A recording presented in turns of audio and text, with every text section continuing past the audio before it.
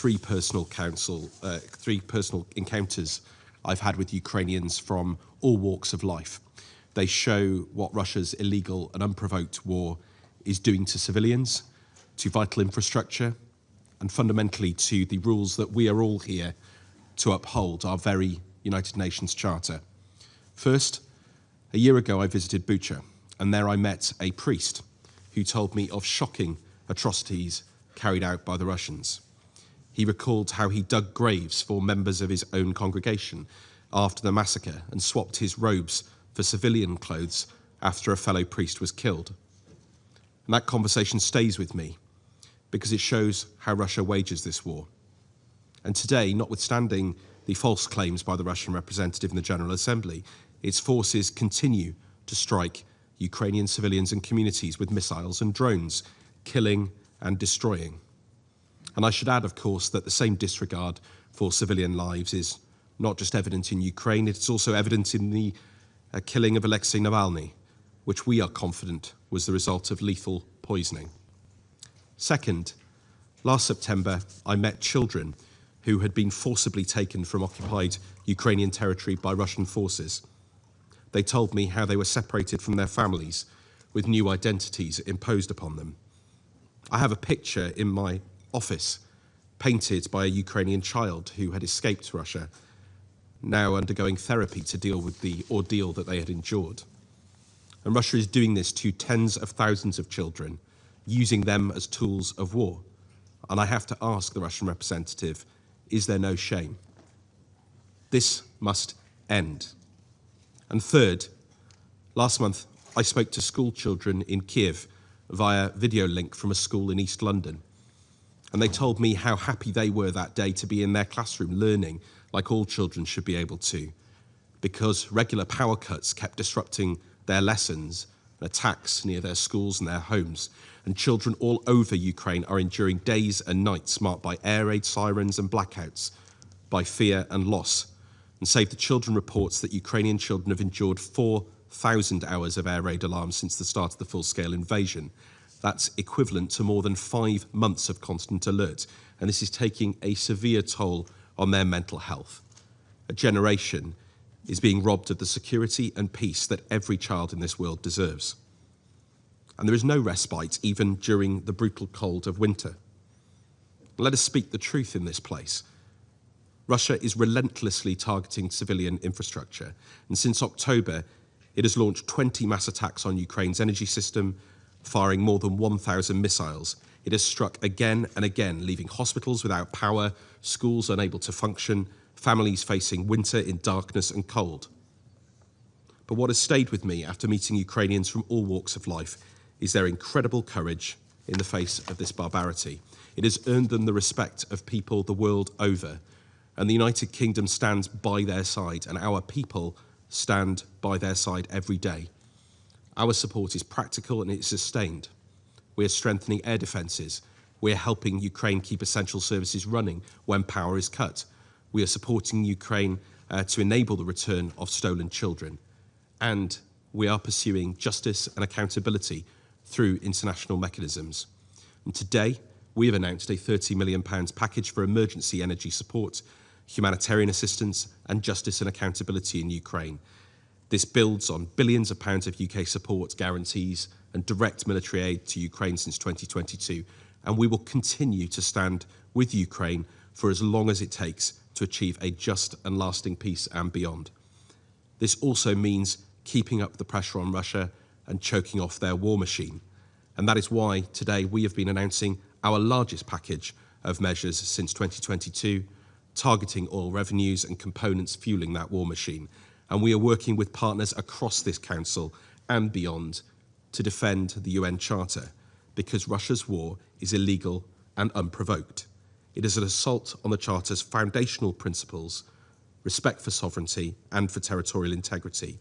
We call again on Russia to comply with international law. And we are pressing it to engage meaningfully in the US-led peace process.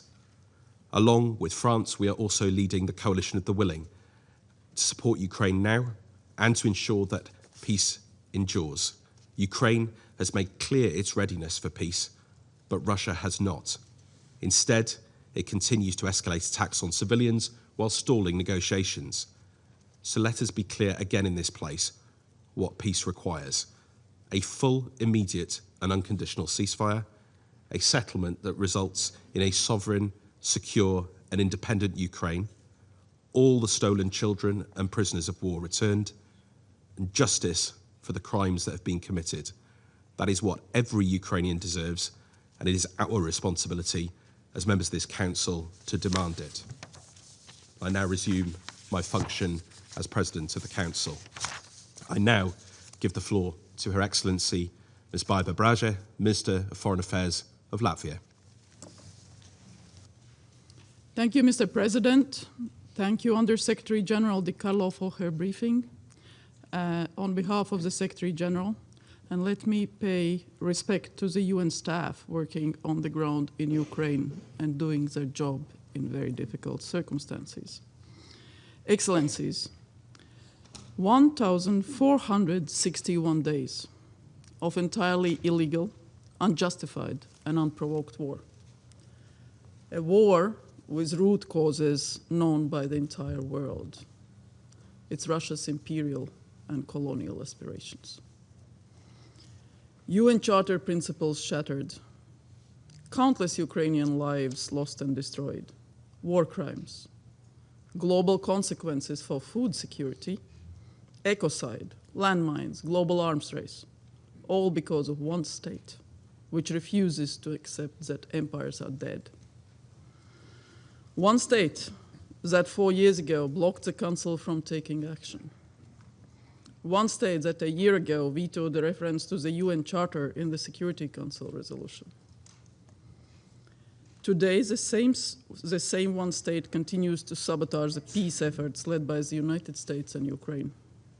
This state is Russia, a permanent member of this council, with a legal responsibility in the UN Charter to uphold international peace and security.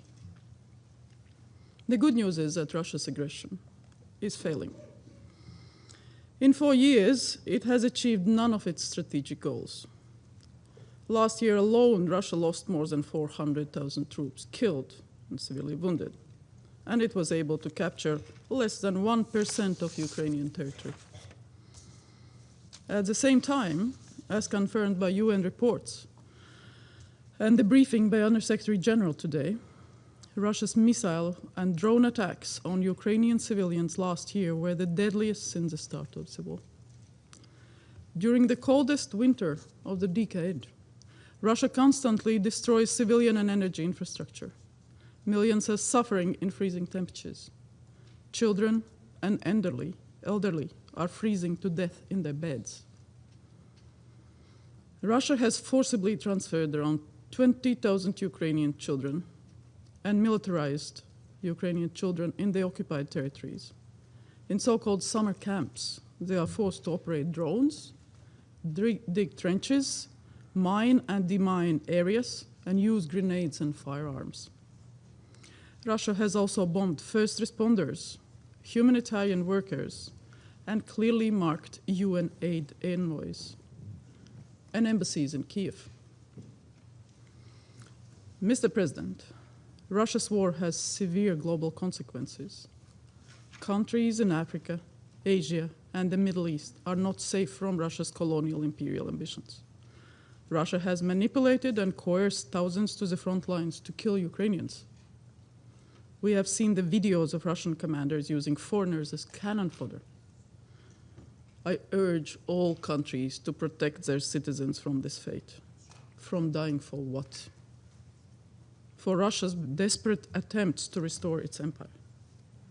Mr. President, Ukrainians continue to inspire us. With their bravery and resilience, Ukraine is a strong democracy and a proud nation. Ukraine will stay free and sovereign. But it's time to bring this war to an end, to have an immediate, full, and unconditional ceasefire. Latvia fully supports the peace efforts led by the US in Ukraine. We stand for a just and lasting peace, a peace that guarantees Ukraine's sovereignty and territorial integrity, a peace where Russia is unable to resume its aggression.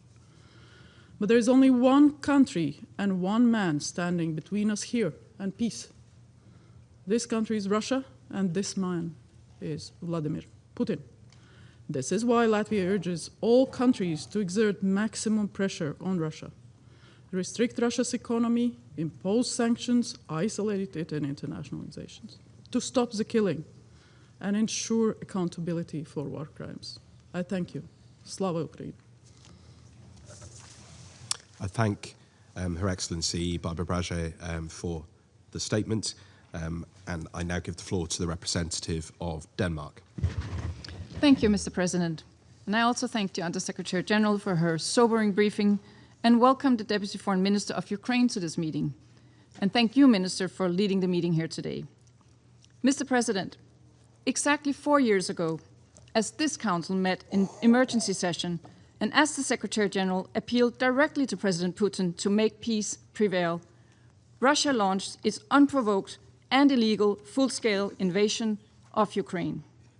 For 4 years, this Council has met numerous times to shine a light on the devastation and destruction caused by this aggression, on the humanitarian crisis unleashed, on the children abducted, on the threat of nuclear disaster, and on its global repercussions.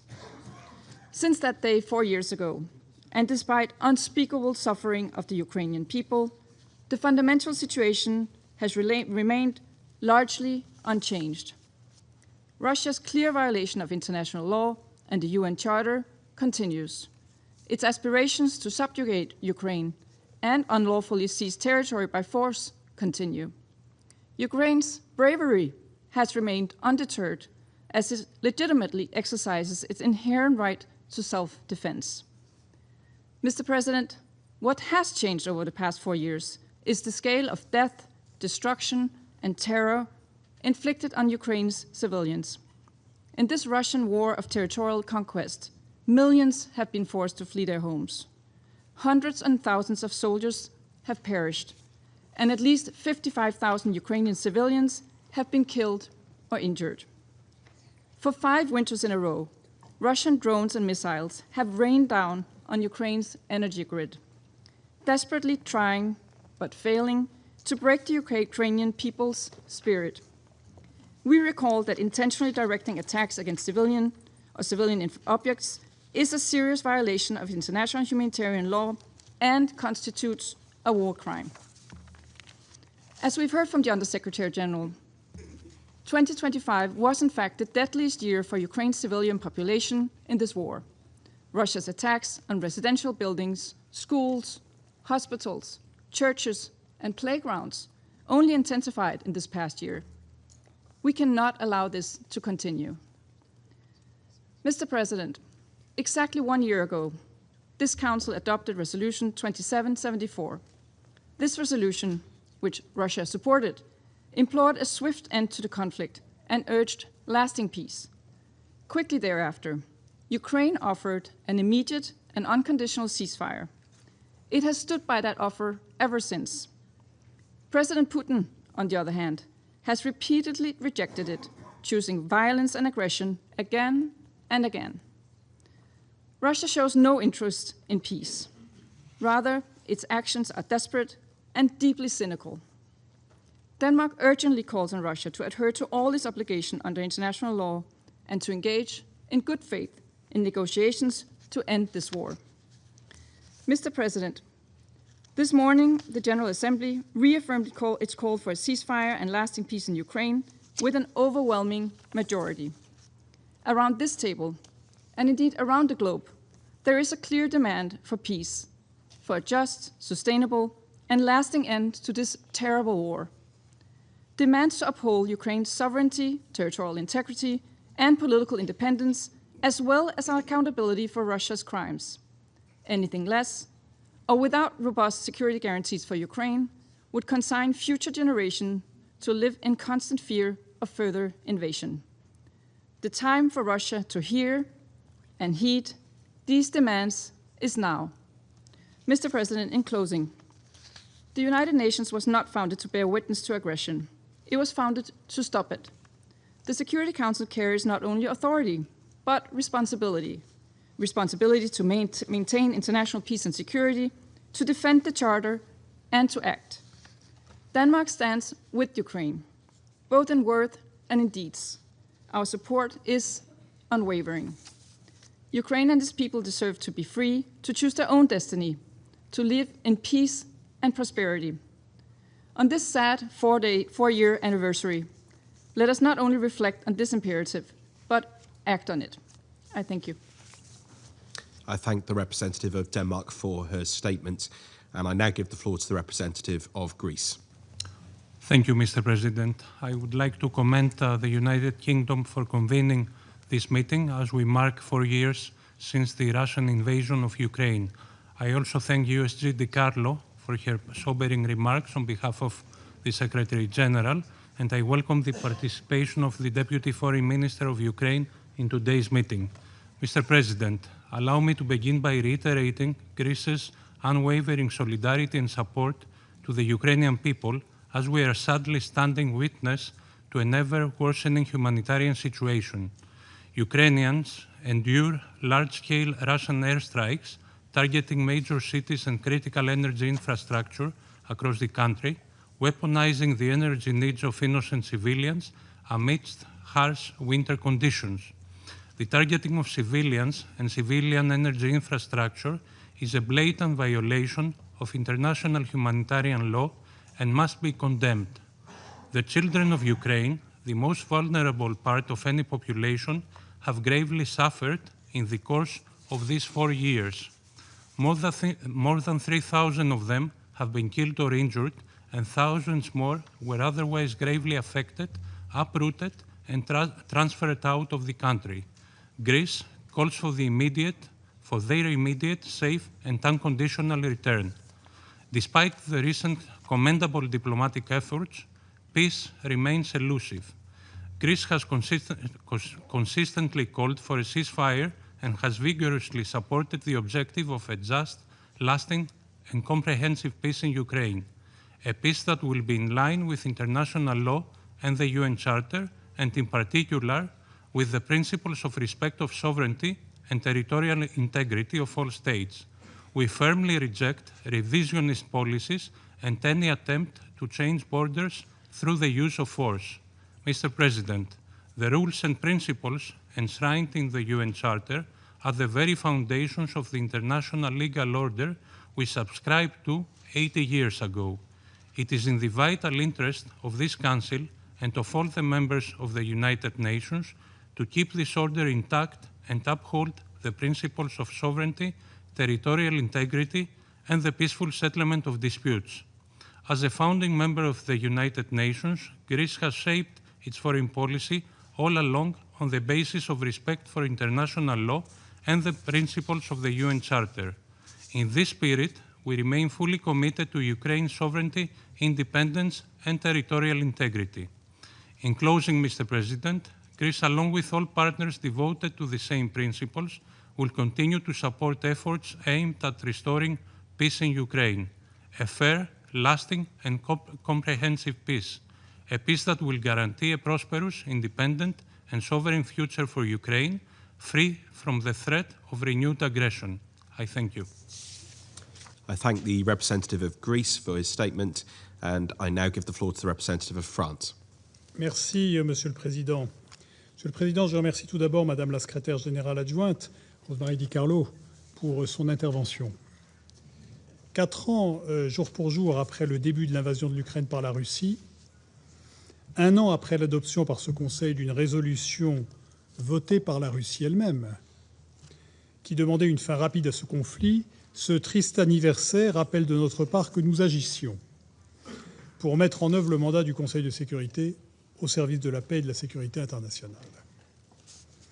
Je veux donc saluer ici la clarté du secrétaire général des Nations Unies qui, comme l'a rappelé la secrétaire générale adjointe, a redit hier les exigences fondamentales qu'impose cet objectif. Un cessez-le-feu immédiat, complet et sans condition comme première étape vers une paix juste et durable, conforme à la Charte des Nations Unies.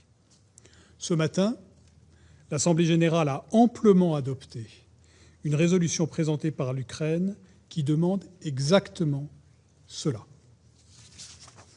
La poursuite par la Russie de son agression est injustifiable parce qu'elle constitue toujours une violation majeure de la Charte des Nations Unies, qui plus est par un membre permanent de ce Conseil, parce que les moyens employés sont absolument inacceptables.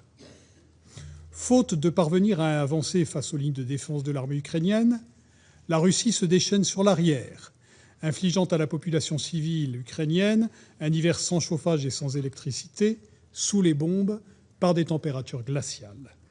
Malgré les crimes de guerre, la Russie piétine, s'acharne et démontre qu'elle ne veut pas la paix. Monsieur le Président, depuis 4 ans, l'Ukraine résiste. Depuis 4 ans, elle se bat pour son indépendance, son intégrité territoriale, sa souveraineté, sa liberté. Les forces russes se heurtent à un mur qu'elles ne parviennent pas à franchir et qu'elles ne parviendront pas à franchir. Il est temps que cette guerre s'arrête. La négociation pour y parvenir doit se faire avec lucidité. La France avait tout fait pour éviter cette guerre. Elle fera tout pour contribuer à ce que cette guerre s'arrête. Nous appuyons les efforts de paix en cours, en lien étroit avec nos partenaires américains et ukrainiens. Nous souhaitons y donner davantage d'ampleur à ces efforts, notamment en y faisant entendre plus fort la voix de l'Europe, concernée au plus haut point. Nous sommes prêts à appuyer un accord de paix. Cela implique de préparer les conditions d'une paix durable. Le président de la République et le Premier ministre britannique ont réuni ce jour plus de 30 pays de la coalition des volontaires qui, demain, garantiront à l'Ukraine de ne plus devoir revivre une invasion russe. Ces dirigeants ont réitéré leur engagement indéfectible à œuvrer ensemble pour parvenir à une paix juste et durable, conformément aux principes de la Charte des Nations Unies, et ils ont réaffirmé que les frontières internationales ne doivent pas être modifiées par la force. Monsieur le Président, pour que les réunions diplomatiques aboutissent, la paix appelle une volonté politique sincère. Nous l'avons. La grande majorité de la communauté internationale l'a. L'Ukraine l'a. Seule la Russie continue de vouloir la guerre. Ces manœuvres diplomatiques dilatoires ne trompent personne. Nous devons continuer d'agir pour la contraindre à la paix. Je vous remercie. Well, merci beaucoup, and I thank the representative of France for the statement. I now give the floor to the representative of Panama. Gracias, señor presidente. Saludamos a las altas autoridades y distinguidos representantes de los países que nos distinguen con su participación. Las declaraciones de la secretaria general adjunta, Rosemary DiCarlo, una vez más ponen de relieve las devastadoras consecuencias del conflicto y reafirman la necesidad de ponerle fin. Panamá también ha reiterado de manera constante este mismo mensaje y una vez más reafirma hoy su urgente llamado a un cese al fuego. A 4 años del conflicto en Ucrania, nos reunimos nuevamente para intentar atender los profundos efectos de hechos que representan un quiebre sustancial del orden internacional, al recurrirse, una vez más, al uso de la fuerza por encima de los principios consagrados en la Carta de las Naciones Unidas. Este conflicto trascendió con rapidez su geografía inmediata. No solo impacta de manera directa a Europa, reconfigurando alianzas y acelerando procesos de rearme, sus secuelas se proyectan también a escala global. Inestabilidad energética, inseguridad alimentaria y disrupción de la seguridad marítima. Asimismo, el conflicto volvió a situar en el centro del debate internacional dinámicas de una etapa de marcada bipolaridad que parecían haber sido superadas a finales del siglo pasado. La transgresión de los principios de soberanía, integridad territorial y de la provisión del uso de la fuerza dejó de ser una discusión del pasado, alterando los marcos normativos actuales. Sobre el terreno, los misiles y drones no han cesado y la creciente sofisticación tecnológica de la guerra, junto con la proliferación de armamento, han alimentado el conflicto y elevado las pérdidas humanas. La fortaleza mostrada por los civiles, principales víctimas de esta guerra, no debe normalizarse. Su sufrimiento, consecuencia de la geopolítica, ya ha sido suficiente. Además, las cifras de militares fallecidos, que podrían acercarse a los 2 millones, reflejan también la magnitud y gravedad del conflicto.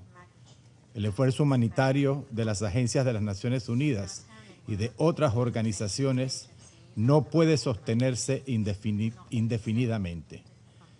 Es preciso reiterar que el respeto al derecho internacional humanitario exige garantizar condiciones humanas para los prisioneros de guerra, asegurar la atención a enfermos y heridos graves y su repatriación cuando sea posible.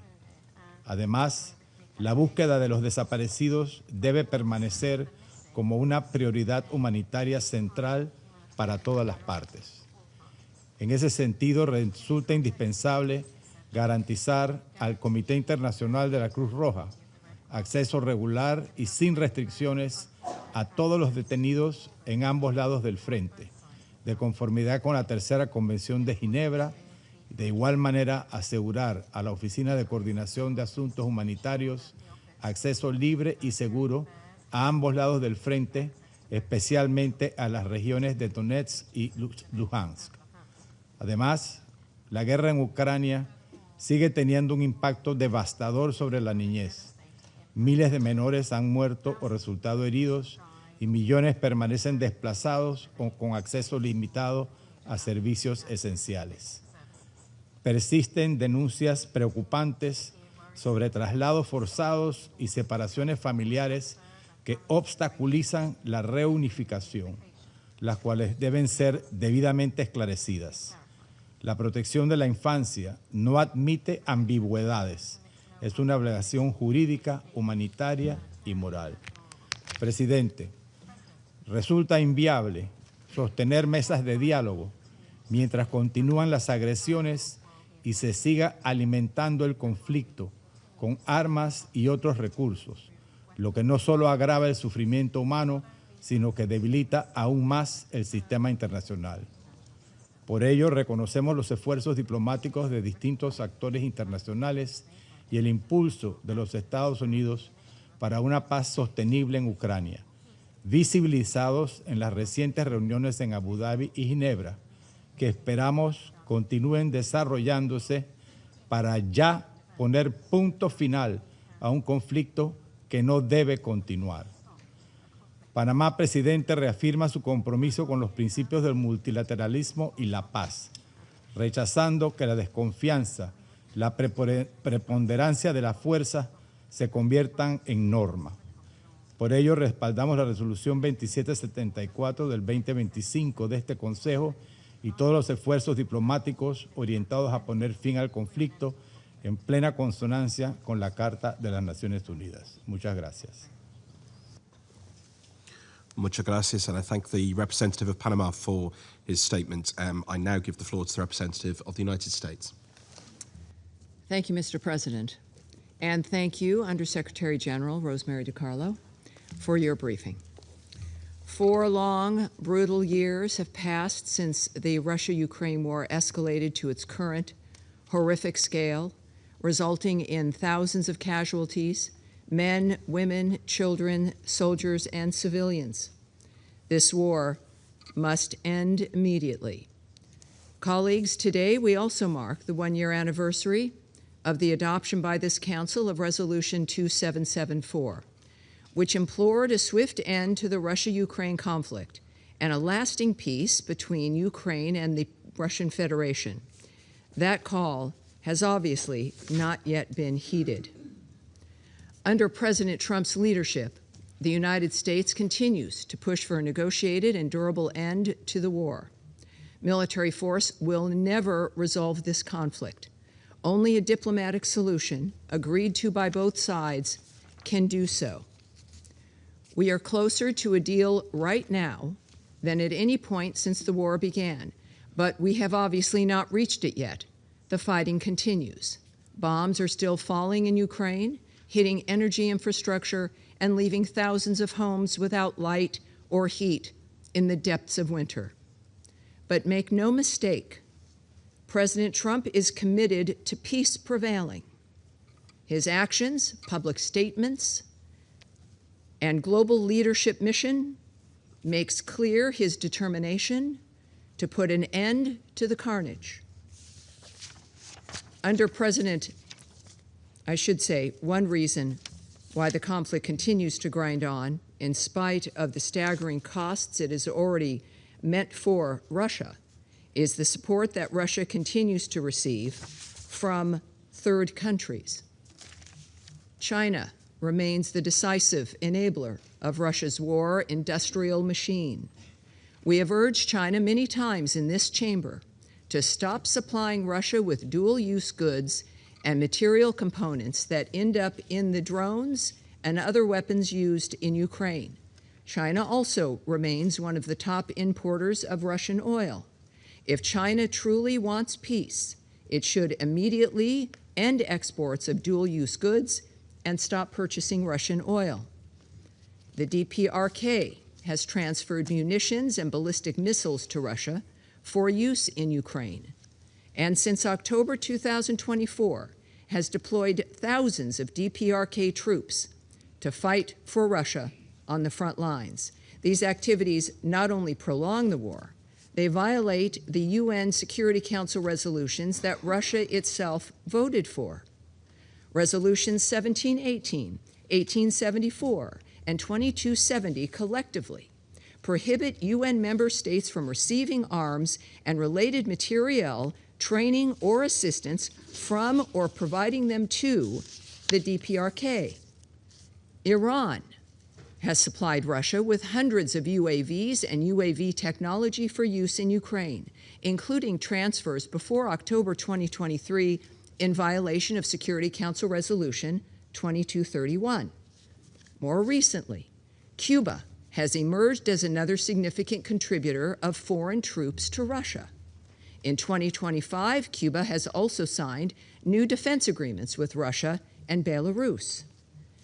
The United States calls on all UN member states to end any and all support that enables the continuation of this deplorable war, which extracts a devastating human toll and threatens peace and security around the world. We call on all countries to join us in our efforts to encourage a negotiated, durable peace that will restore prosperity, security, and a bright future for everyone around the globe. Most urgently, we once again call on both parties to stay at the negotiating table and, in a spirit of flexibility, compromise and a duty to protect and preserve the lives of their own citizens, to end this barbaric war once and for all. Mr. President, I thank you. I thank the representative of the United States for her statement, and I now give the floor to the representative of Colombia. Gracias, señor presidente. Transmito mi agradecimiento a la subsecretaria general para Asuntos Políticos y de Consolidación de Paz por su completo y sensible reporte. Saludo asimismo a las delegaciones que nos acompañan en la sesión de hoy. Señor presidente, me dirijo hoy ante este Consejo con inmensa tristeza por las consecuencias devastadoras de la guerra en Ucrania. Tras 4 años de enfrentamientos, el sufrimiento humano continúa acumulándose de manera alarmante, dejando una huella de destrucción que trasciende el campo de batalla y se instala en la vida cotidiana de millones de personas. Colombia lamenta profundamente la pérdida de vidas humanas. Cada cifra representa una historia truncada, una familia afectada y una comunidad en duelo. Hoy, cuando se marcan 4 años de violencia sostenida, recordamos y rendimos homenaje especialmente a las víctimas civiles, niños que han visto interrumpida su infancia, mujeres que cargan con el peso del desplazamiento y la incertidumbre, personas mayores que han perdido su hogar y su red de apoyo, personas con discapacidad cuya vulnerabilidad se ha agravado y el personal humanitario que arriesga su vida para asistir a otros. A todas las víctimas y a sus familiares les expresamos nuestra solidaridad, nuestra empatía y nuestro respeto. El impacto no es solo material. Los reportes sobre el daño a la infraestructura civil, hospitales, escuelas, redes eléctricas, sistemas de agua y saneamiento confirman que se han afectado servicios críticos para la supervivencia. En este sentido, es menester recordar que el respeto al derecho internacional humanitario no es opcional ni selectivo, es una obligación fundamental que recae sobre todos los Estados miembros de las Naciones Unidas, incluidos los miembros de este Consejo. Señor Presidente, sobre la base de los principios de la Carta y del derecho internacional, se ha construido el diálogo y el entendimiento entre nuestros países. No es el momento de abandonar esos fundamentos, por el contrario, es en los peores momentos de guerra cuando debemos aferrarnos a lo primordial, la protección de la vida, la dignidad humana y la población civil. El respeto a los principios de distinción, proporcionalidad y precaución en las hostilidades es una aspiración abstracta, sino una exigencia concreta y urgente. Por ello, Colombia reitera el llamado a garantizar un acceso humanitario seguro, rápido y sin obstáculos a todas las personas necesitadas, las agencias humanitarias y las organizaciones que trabajan sobre el terreno deben poder desempeñar su labor con continuidad y previsibilidad. Es indispensable preservar la acción humanitaria basada en los principios de humanidad, neutralidad, imparcialidad e independencia. Estos principios no deben instrumentalizarse ni condicionarse. Son la base que permite generar confianza y llegar a quienes más lo necesitan. Asimismo, Colombia reitera el llamado firme a respetar y proteger al personal humanitario. Atacar o amenazar a quienes brindan asistencia es una violación grave del derecho internacional y socava la posibilidad misma de aliviar el sufrimiento. Proteger a los trabajadores humanitarios es proteger a las comunidades a las que les sirven. Señor Presidente, celebramos los esfuerzos de diálogo en curso. Colombia ha reiterado consistentemente que los canales de comunicación deben mantenerse abiertos y operativos, incluso y especialmente en contexto de alta tensión. Saludamos el encuentro celebrado los días 17 y 18 de febrero y alentamos a que estas conversaciones sean sostenidas y sustanciosas, siempre incluyendo a las partes interesadas. Asimismo, es fundamental que toda negociación contemple disposiciones humanitarias, no como un elemento accesorio o condicional, sino como parte integral y esencial del proceso. En ese sentido, subrayamos la importancia de abordar la situación de los prisioneros de guerra, los civiles detenidos y las personas desaparecidas. Las medidas humanitarias pueden y deben generar confianza y aliviar el sufrimiento mientras se buscan soluciones políticas concretas. Señor Presidente, Colombia reitera una vez más el llamado a un alto al fuego. Silenciar las armas es una condición indispensable para reducir el sufrimiento inmediato y abrir un espacio real para la negociación y un camino para la paz. Muchas gracias.